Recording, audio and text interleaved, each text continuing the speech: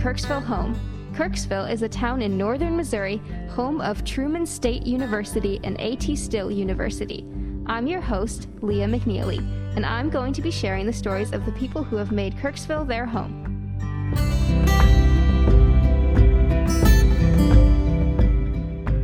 In this episode, our guest is Jamie D'Agostino, and they're going to talk about their experience of growing up in Downers Grove, a suburb of Chicago, and then making Kirksville their home.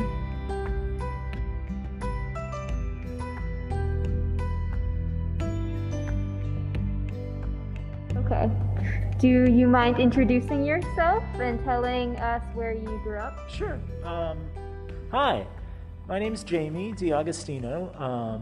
I teach in the English department here. I grew up in a suburb of Chicago called Downers Grove, and went to college in Carbondale, Illinois, and then Chicago, Bloomington, Indiana, Kalamazoo, Michigan, got a job in Cape Girardeau, and then Kirksville. So I've been on this tiny Midwestern orbit, and it led me to my current home. And how would you describe Downers Grove? Pretty sleepy suburb, about a half an hour straight west of Chicago. It has a couple of famous residents. One is the late wrestler Randy Macho Man Savage, also known for being a Slim Jim pitchman. And that's about it. I mean, that's pretty cool. Actually, there's way cooler things. There's an actor who was on General Hospital for years and years. That actor is the wife of the singer Smokey Robinson. That's kind of our other favorite daughter from Downers Grove. So did you get to go to Chicago a lot then? I did, yeah. I was, I lived, well, my parents lived in Chicago, and as their child, I lived with them. For a few years, I moved out kindergarten age, so all of my schooling was suburban schooling. But, we had lots of family and friends still in the city, so, we would try to get there for, different fun and events and visiting family and stuff. So how did you decide to leave that area when you went to college? Yeah. When I first went to college, I went to Southern Illinois, which is in Carbondale, and my interest there was, my high school had a radio station, and it was just such a blast. I loved that place, and working there and, doing shows very much like Truman's Station, right, but a little more held together with paper clips, I guess, than KTRM. So I was really interested in broadcasting, and I did some internships in the summer in the city at different radio stations, and I thought that was my path. And so I went to Southern Illinois, which had a really good broadcasting school then. And while I was there, just in that first year at school, I was never super interested in academics in high school. I enjoyed it a lot and had a blast, but I don't recall doing a whole lot of homework. And it wasn't until I was on my own and moved away and I was alone at college that I just really got into school for the first time. It seemed so exotic.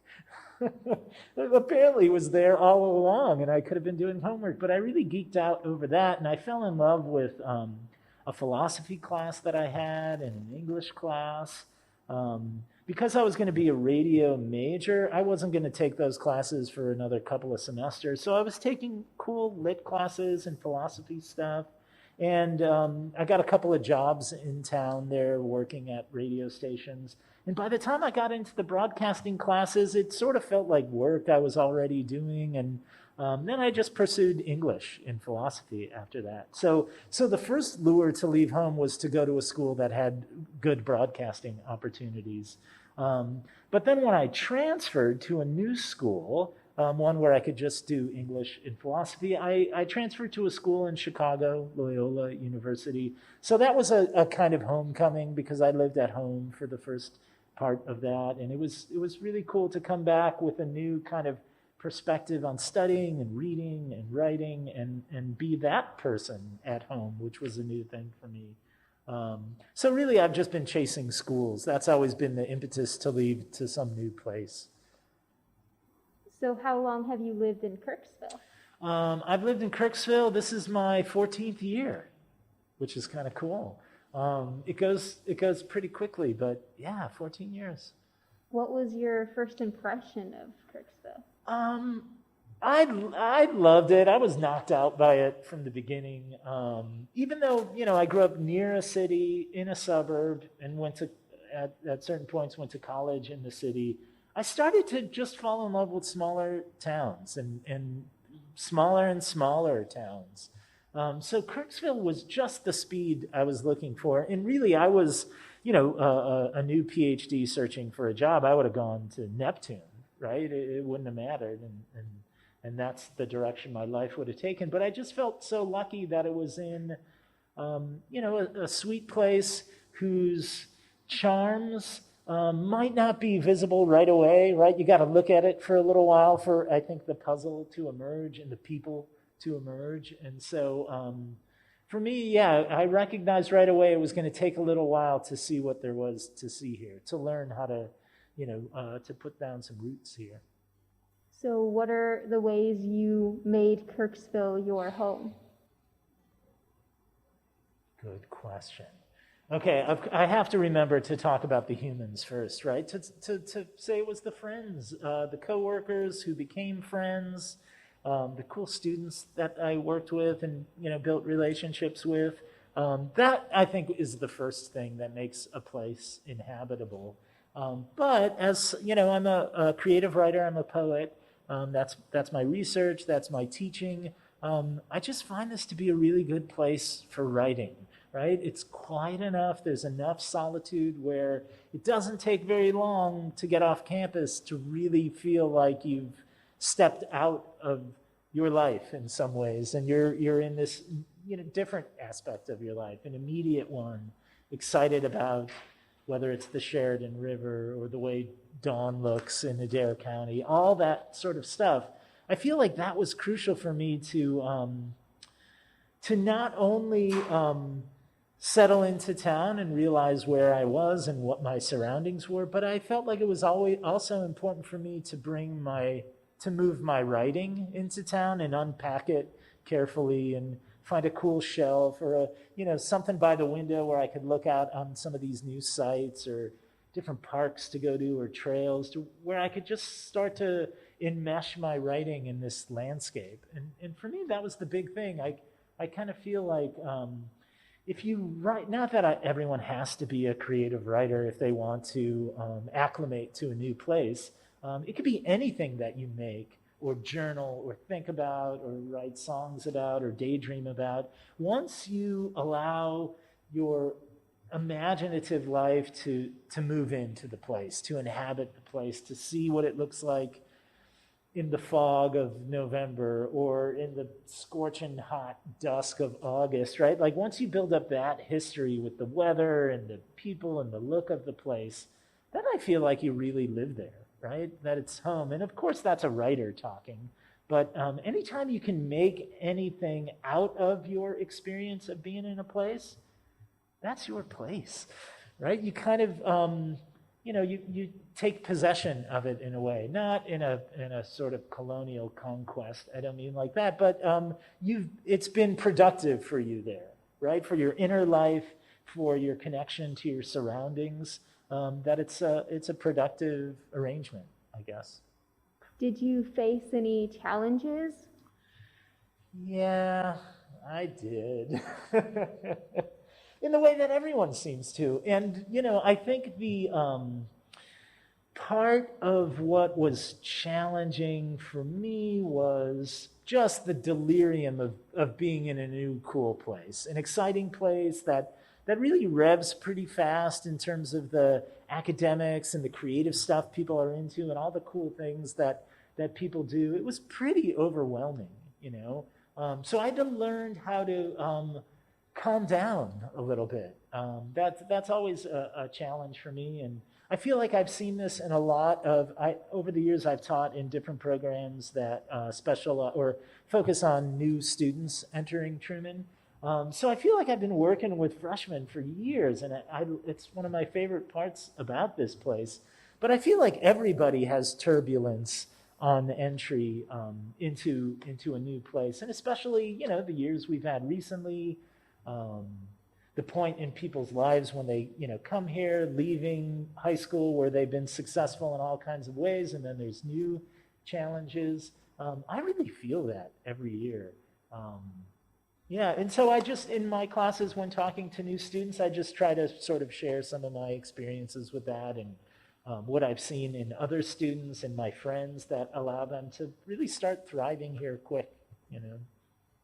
Now, I understand that you make a weekly commute to Iowa. I do. And how have those been part of kind of your home life? It's really strange. It's like I live in my place has an enormous hallway in it. It's 168.7 miles from my driveway in Kirksville to our place in Iowa City. And my wife teaches at the University of Iowa in an art program called the Center for the Book. It's a bookmaking, book arts program, letterpress printing and paper making and all that cool, beautiful physical stuff. And she loves her job in the ways that I love my job. So what works for us now is to embrace all that square footage. And because it's a little easier for me to pick up and travel at the end of the week than it is for Karen, I do most of the traveling. And I've come to like it as this sort of, I like the whole game of it. It's ridiculous. I like to come home on a Friday afternoon, start my stopwatch, and do this Jason Bourne thing where I think, how many socks, how many books, how many granola bars do I need for this trip and for this weekend? And it's so kooky. And so I blow out of town with my dog and my cat, right? And we do this trip, and it's a big part of the way I feel like I decompress from the work of campus. But because I'm a writer who's really interested in the poetry of a place, in the way that a landscape and the surroundings give a writer subjects. So that drive home is, those are sort of productive hours. I shouldn't admit that I write while driving because it doesn't sound like the safest thing to do, but I kind of do. I do a lot of voice memo things that are almost impossible to listen to. And scribbling things occasionally. But I feel like those have become billable hours for me. So part of the feeling I get about home is when I'm heading home. And a commute like that really prolongs that approach, that arrival. And so I feel really comfortable and at peace while I'm in transit. Have there been any interesting things that have happened while you've taken this journey between, the two sides of your home? Yeah, totally. Of course, the animal life is cool. I saw a bobcat not that long ago, which was sort of running along the scruffy shoulder of 63, close to the Iowa state line.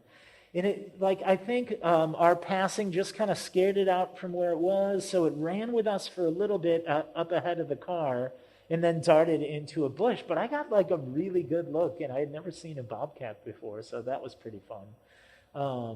I've pulled over for a couple of turtles, right, to help some turtles off the road. I've seen a lot of this ongoing roadkill exhibit that it is. But really, it's just the sights and sounds in the looks of things as the seasons change. Like right now, heading home on a Friday night, there are these, just molten, beautiful, dusky sunsets that are just gorgeous. And you can also see the combines munching up the corn and sort of the huge dust plumes that they issue out. And once it gets dark enough and their lights are on, they look like these weird extraterrestrial crafts skimming the surface of the farms. That's sort of my favorite thing about this time of year.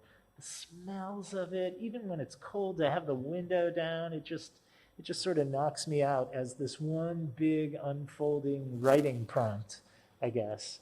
which becomes a place where I can look at other things in my life that I want to talk about and write about. There was a time when my car broke down, and it was outside of a town where I knew one of my students had grown up in. So I texted him and I said, hey, what mechanic do your parents use? Just wanting to, figure out what repair shop I was going to get this car towed to. And he said, okay, I'll ask. Hang on a sec. Dan Herdlicka was his name. What a sweetheart. And then he called me back and said, all right, stay where you are. Give me 10 minutes. And this minivan rolls up and the door slides open. And his parents, the Herdlickas, came to pick us up. It was me and my wife, 2 cats and a dog and a broken down car. And they picked us up, brought us back to their place, loaned us the minivan so we can continue our journey. And they said, just bring it back once your car is repaired. And it was such an awesome, sweet thing. And I think it's a cool example of the kind of connections people make at Truman and how, it can really help you out when you're in a jam. What things do you keep to remind you of where you grew up and where you've lived? Ooh, that's a good one. Oh, okay. We can edit out long pauses, so if I think about this for 5 hours, awesome, perfect. You know what? I think part of it is, it's not a tangible thing, like a keepsake, although, I certainly have stuff from home, that's with me now, but I think part of it is like the personality of my parents and my brother. I had one sibling. Just sort of our mojo, our dynamic, the goofy sense of humor that we all share, especially my mom, her love of sort of puns and wordplay and sort of wit that comes from misbehaving with language.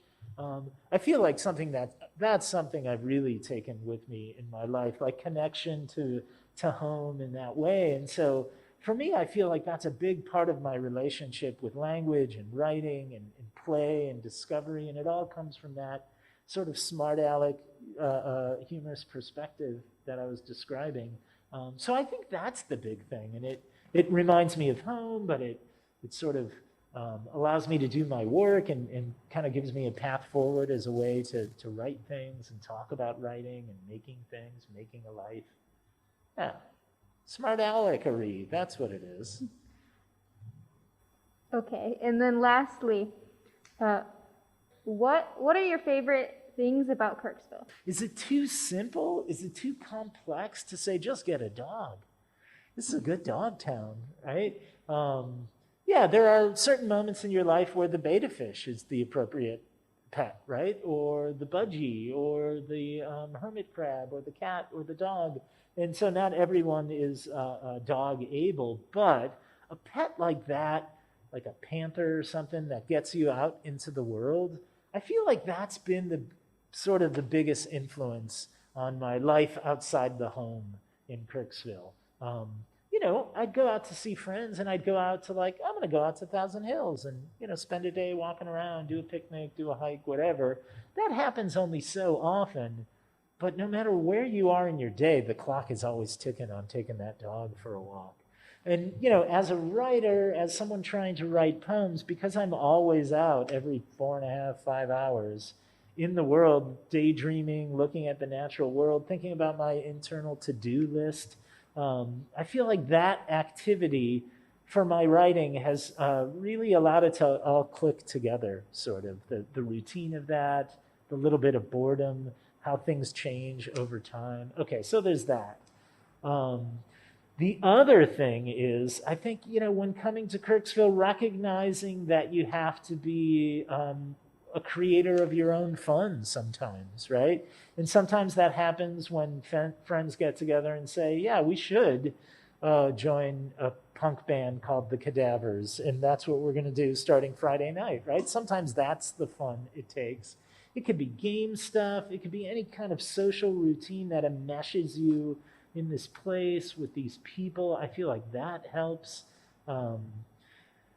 There are weirdos out there in this town who are weird about the same things you are. right? And passionate about the same things. And I'm using weirdo as a silly term of endearment. I mean that in the best possible way, right? And finding people who share that curiosity, I think it's the tried and true way to begin, setting up the foundation of feeling like you're home, So get a dog, get a human, get a good pair of shoes. Thank you. Is that my last word? I think it is. Do you want to add something? I know. Where do we go after that, right? Well, can I just tell you a little story? It just happened, so I'm all excited about it. For the past 5 years, I've been looking for this place that I found just kind of driving around. But if you start to explore, outside of town, get off campus, get onto some gravel roads, you really start to see some things. I found myself once at a little graveyard on Neptune Road, and it just cracked me up as a title alone for a poem, for a book, for a band, for a dog. Graveyard on Neptune Road just tickled me. I loved it.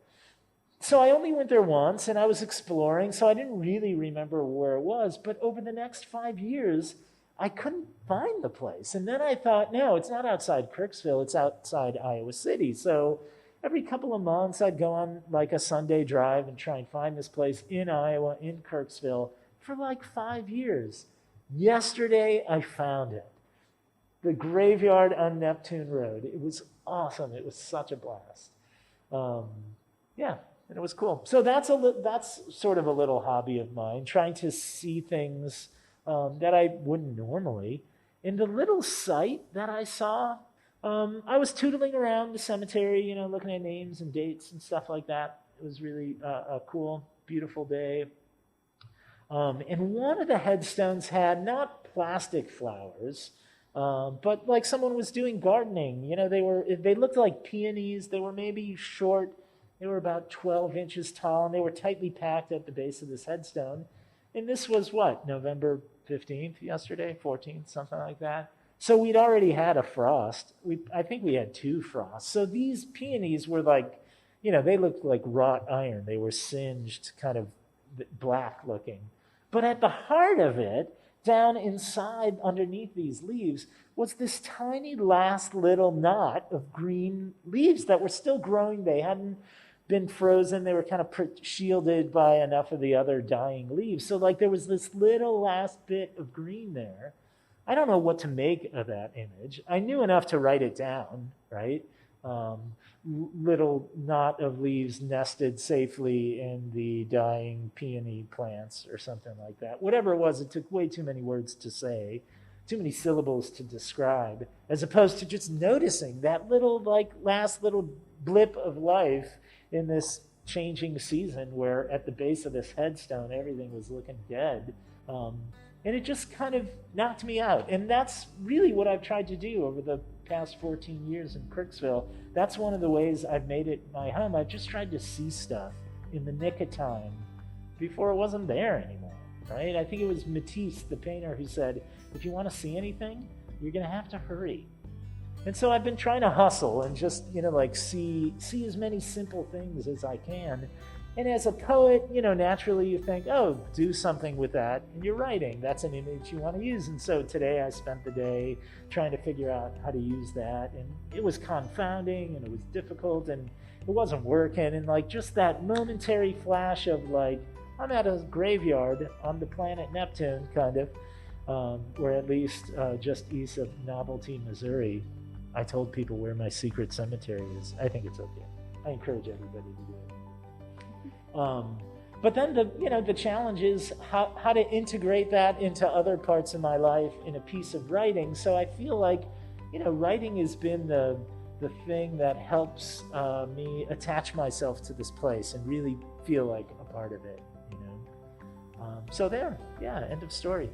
Get lost on the gravel roads. Thank you so much. Oh yeah. Awesome! What a blast. Thank you. Cue the music. Thank you for listening to our story today on Making Kirksville Home. If you want to hear more incredible stories about the people who live in Kirksville, keep listening to our podcast. Music by Blue Dot Sessions from their album, The Pine Barrens. This show was produced by Leighya McNeely with assistance from Dr. David Price, Josie Wagner, and Anas Al-Hassani. For more news and entertainment from the Truman Media Network, go to tmn.truman.edu.